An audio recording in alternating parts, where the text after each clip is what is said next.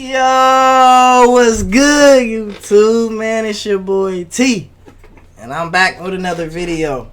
And today we got finding the greatest individual NBA season in history, bro. Now, who y'all guess for like who got this?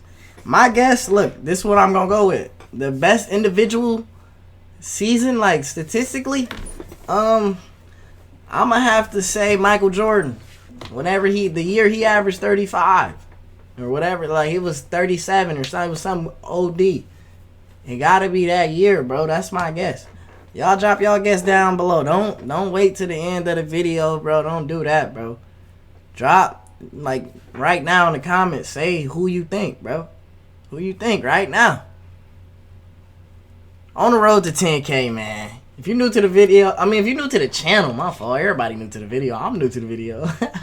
If you're new to the channel, go check the last shit I dropped. I ain't gonna lie, it's damn near hard.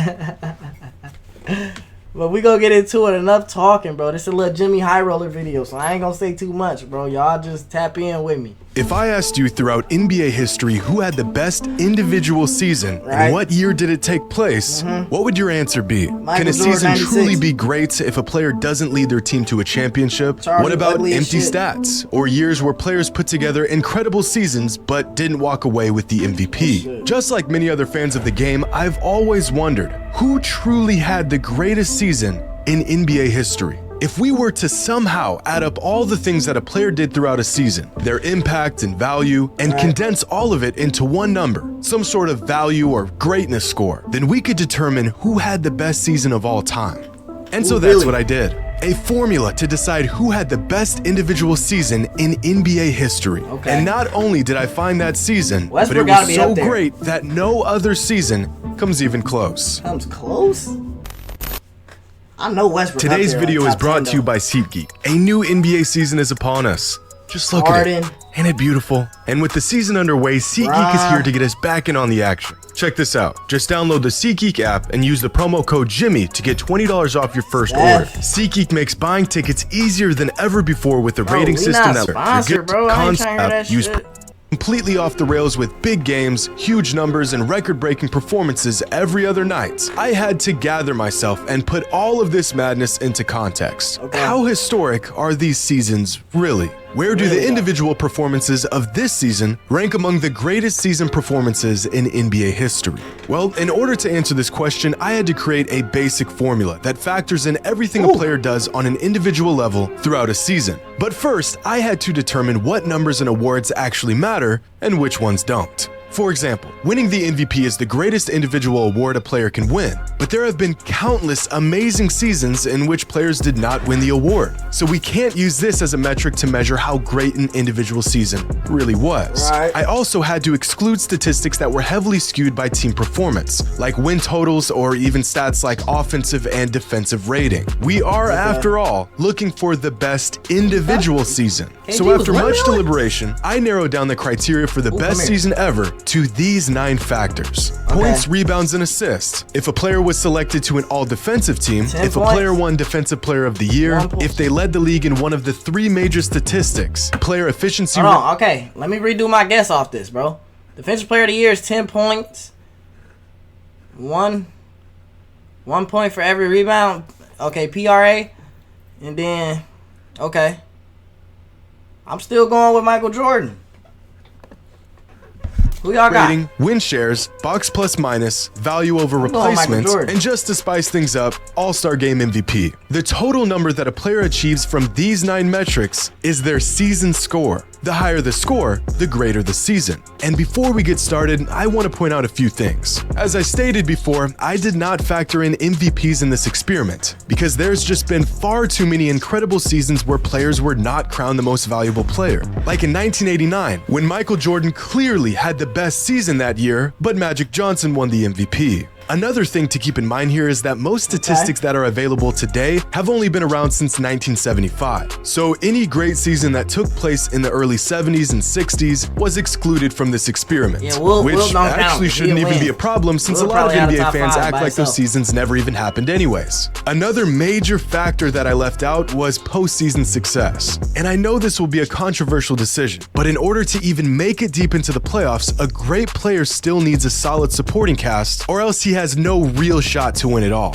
An obvious example of this is Nikola Jokic last season with the Nuggets. One of the best individual seasons of all time, just to be knocked out of the first round of the playoffs in a gentleman's sweep. Despite what a player did or did not accomplish throughout a season, we are looking for the best season from a player who had the biggest impact on the court game after game. And after spending countless, mind-numbing, migraine-inducing hours searching through hundreds of seasons from any and every player who even had a shot at putting together an all-time year, I have found the single greatest individual season in NBA history. And it's a season that was so good, no other season by any other player comes even close. Tell us? But I want to give some perspective on the season scores and what a good season looks like, what a great season looks like, and what an all-time season looks like.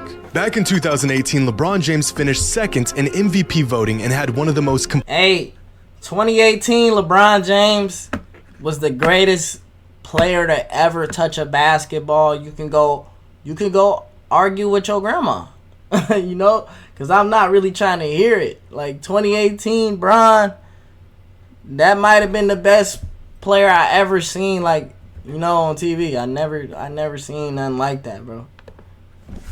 Complete all-around seasons of his career. In hindsight, some fans even believe he should have won the MVP that season. And according to our metric, that year LeBron James had a season score of 109.7. This is a great season by any standard, nearly an all-time season. But James Harden rightfully took home the MVP with a season score of 112.4. In 2015, Steph Curry won his first league MVP and put together one of the most memorable seasons in recent NBA history.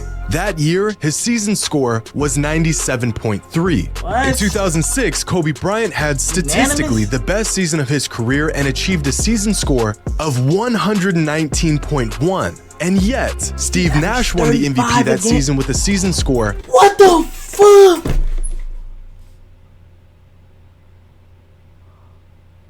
No, Kobe, he averaged 35 and he did not win MVP? He won MVP on 18 and 10 a game? Get the fuck out of here, bro. This is what they be talking about with Nash, bro. I did not know he really robbed boys out. He damn near averaged double this nigga points. He damn near averaged double his points. You could say Nash averaged double the assists, but Kobe literally got every stat on this nigga, bro. Somebody give me an argument where Steve Nash wins this MVP, like, realistically. 35 a game. He should have got it at the All-Star break. What the fuck? What was y'all even still trying to vote for? What the fuck?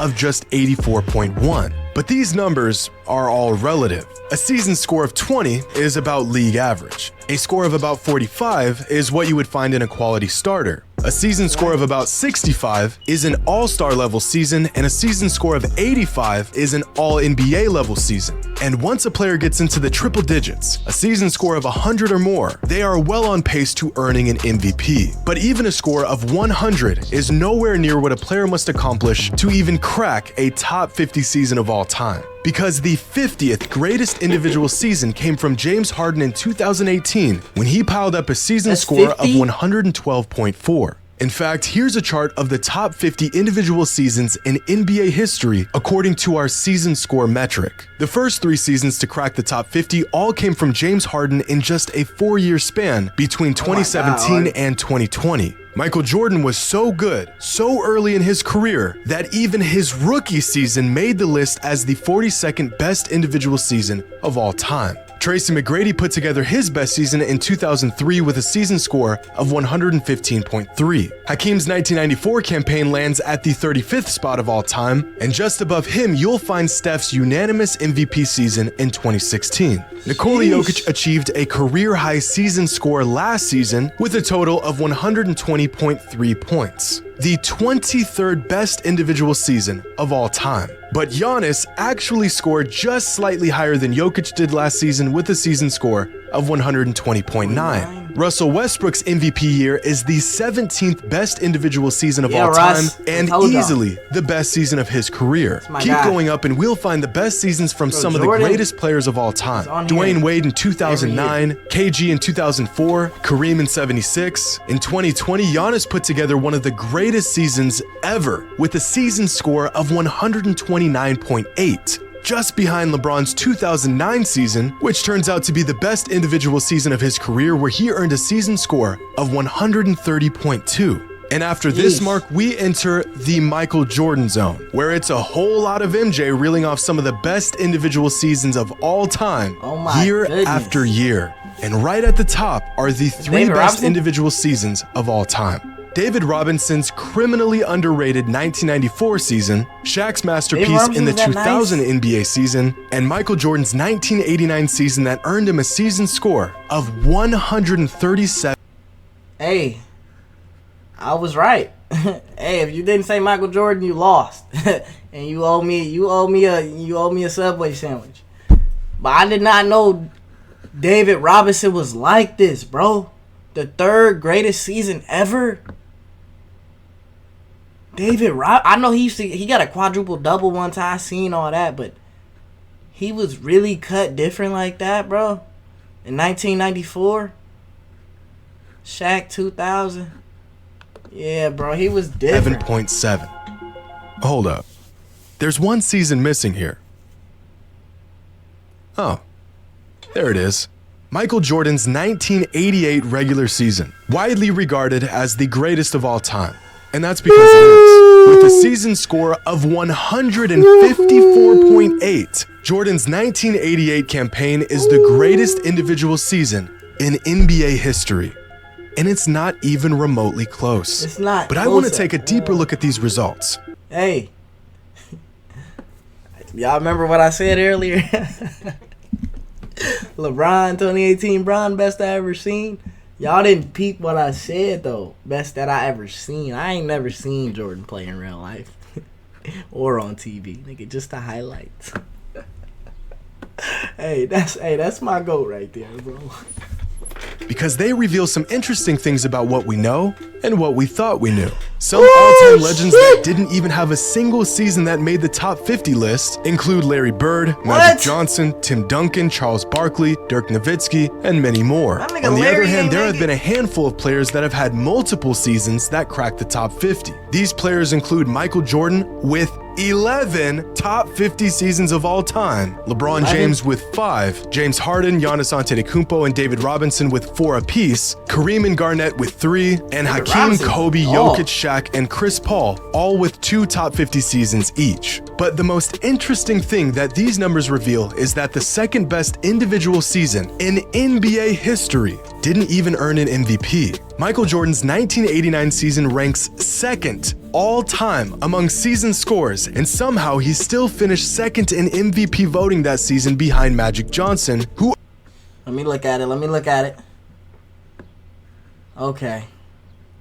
What was their record and what was their record? Because I'm pretty sure the Lakers was raw every year, so that's how they go off the MVP, so he really can't. Earned a season score of 103.9. Still a great score, but nowhere near the season Michael had. And if you take a look at their numbers throughout that season, it's clear that a robbery took place here. Same thing happened in 1990 when Michael Jordan put up the 5th highest season score in NBA history and finished not second, but 3rd in MVP voting behind Magic Johnson and Charles Barkley. And again, the numbers are clear as day. This MVP should have gone to Michael, and it's not even close. Now, the idea that Michael Jordan and LeBron James should have probably won more MVPs throughout their careers becomes even more glaring through the lens of this season score metric.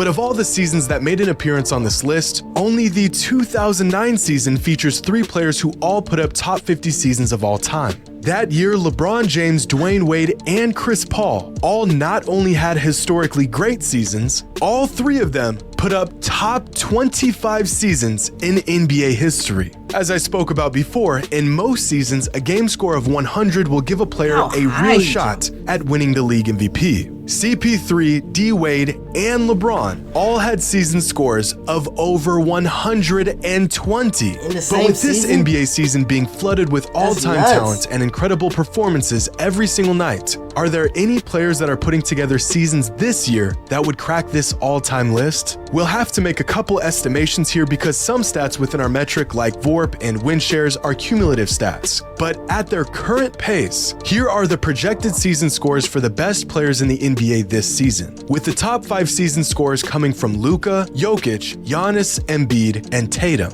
And if a season score of 100 warrants a real shot at the MVP award, then there are currently 6 players who are all having an MVP caliber season. But in terms of cracking the top 50 list, only Luka Doncic and Nikola Jokic are on pace to making the cut. In fact, Luka is on pace to racking up a season score of 123.1, which would earn him the 15th best individual season of all time. This video about like a year or something old, bro. A year or 2 old. Them boys running the league now. Right behind LeBron's 2013 season. And Nikola Jokic is on pace to having a season score of 116.4, which would land him at the 38th spot all time.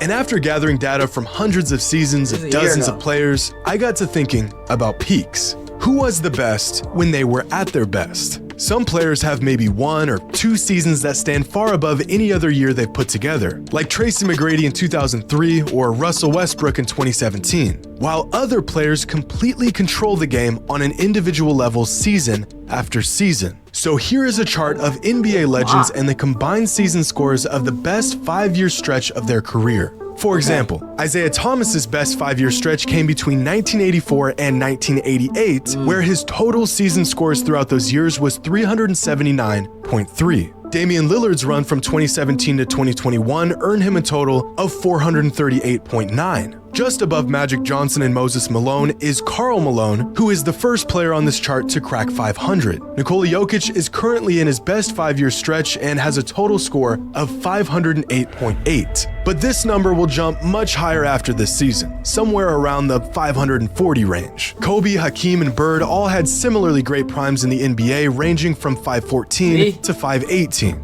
Tim Duncan is sandwiched. Hey, he tried to talk about my boy Larry.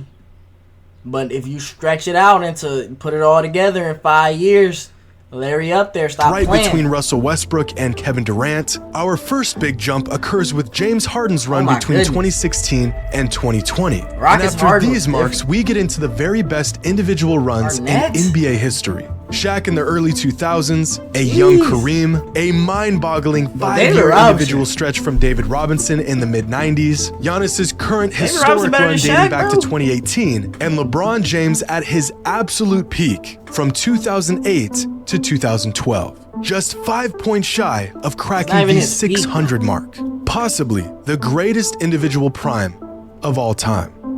Well, so what's Jordan like? At least it would have been if Michael Jordan didn't exist. Because from 1988 to 1992, MJ rattled off 5 of the top 16 individual seasons of all time. By far, the greatest stretch of seasons we've ever seen from any player, earning him a prime total score of 680.9, leaving him in a league of his own, even amongst the greatest players in NBA history. Hope you all enjoyed. And as always, until next time. Hey man, that's the end of the video, bro. This is why I'm saying, like, you really can't talk GOAT with Jordan. It's Jordan, then it's the other guys. You know what I mean? Like, he in his own category. I'm sorry. I know the non-Jordan fans, I know it hurt to say it, but he is the GOAT. There's nothing you could do about it. Look at what, like, do you see these metrics, bro? Like, this is real deep in the stat keeping, bro. And y'all like this video, send me some more like it, man. If you're new to the channel, like, subscribe. Go check out the other videos, man. We do this every day. I'm going to see y'all tomorrow. If you tap back in with me. My real ones know what it is. But hey, man, with that being said, my dogs, I'm out.